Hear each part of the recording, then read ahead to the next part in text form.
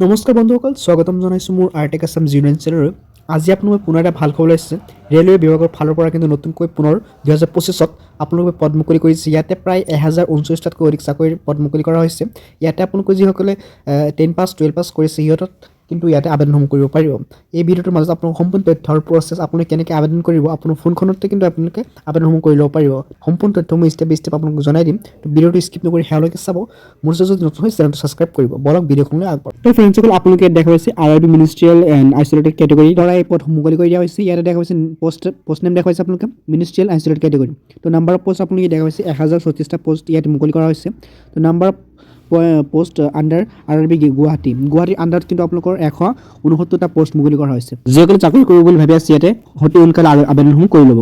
তো আপোনালোকৰ যিটো ইলিজিবিলিটি ক্ৰাইটেৰিয়া হয় ইয়াত আপুনি দেখা পাইছে, লগতে আপুনি এডুকেশ্যন কোৱালিফিকেশ্যনটো আপুনি ইয়াতে চাই ল'ব পাৰিব।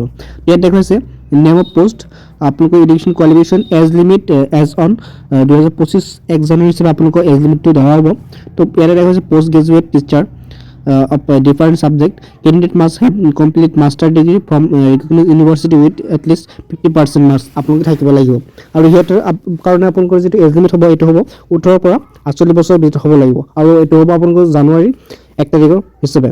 লগতে আপুনি কেটেগৰী ৱাইজ কিন্তু এজ লিষ্ট পাব। ইয়াত দেখা হৈছে OBC NCL কাৰণে 3 বছৰ, ST SC কাৰণে 5 বছৰ, PWBD কাৰণে 10 বছৰ। এতিয়া আপোনালোকে আবেদন কৰোঁতে আপোনালোকৰ যিটো পে কৰিব লাগিব, যিটো ফিজ হয় ফিজটো আপুনি দেখা পাইছে বেলেগ, কিন্তু কেটেগৰী ৱাইজ কিন্তু বেলেগ SC ST কাৰণে আপোনালোকৰ কিমান দিব লাগিব 250 টকা পে কৰিব লাগিব। ইয়াত আপোনালোকে দেখা পাইছে এই পেজখনৰ লিংক মই ডিছক্ৰিপশ্যন দি থৈছোঁ। আপোনালোকে নিজে ইয়াৰ পৰা সম্পূৰ্ণ তথ্য কিন্তু চাব পাৰিব।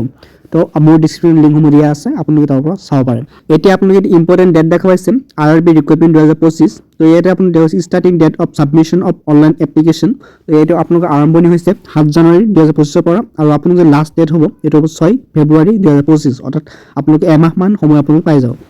এতিয়া আপোনালোকে দেখা পাইছে ইম্পৰ্টেণ্ট ৱেব লিংক। আপোনালোকে যে কেনেকৈ আপোনালোকৰ এপ্লাইসমূহ কৰিব ইয়াতে কিন্তু লিংকসমূহ দেখা পাইছে। ক্লিক হিয়াৰ অপশ্যন পাইছে আপোনালোকে ইয়াতে। তো ক্লিক হিয়াৰ অপশ্যনটো আপুনি ক্লিক কৰি আপোনালোকে চাকৰিৰ আবেদনসমূহ কৰিব পাৰিব। মই ডিছক্ৰিপশ্যন লিংকসমূহ দি থৈছোঁ, আপোনালোকে অসুবিধা নোহোৱাকৈ আপুনি তাৰ পৰা আবেদন কৰিব পাৰিব। আৰু যদি কিবা অসুবিধা পায় কমেণ্টত জনাব।